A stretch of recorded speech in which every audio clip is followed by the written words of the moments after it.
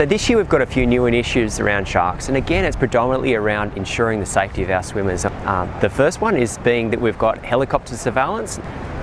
Again this year it will be with touchdown helicopters to ensure that we do have eyes in the sky to check if there is any activity with sharks in the water.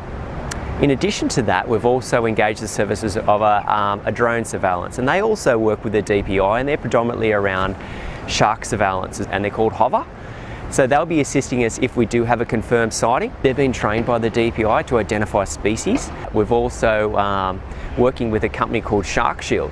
And Shark Shield have a product that they predominantly fit to surfboards, and we're trialling fitting that to a jet ski.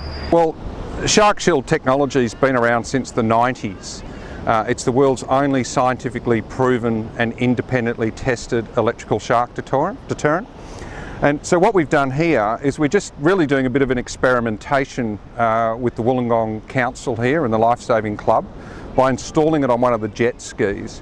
And the idea is that if there's a shark in the area, the jet ski operator can use the electrical field that will be under the jet ski to shepherd the shark out to sea. Only sharks and rays have these little gel-filled sacs called ampulla of Lorenzini, so it actually has no effect on any other marine life or anyone else. Yeah, so this is the Shark Shield here, and maybe what we'll do is we'll take it out, and really that's the power module there.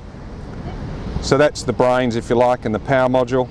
And then you've got two electrodes on the bottom. They're a little bit hard to see at this angle, but you've got these two stainless steel electrodes, and they use the salt water as a conductor to create the electrical field underneath the surfboard.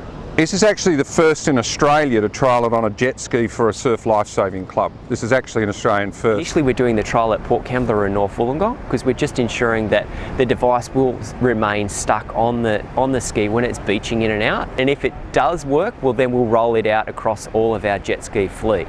You know, we're just trying to do our best to ensure the safety of swimmers when they come to Wollongong.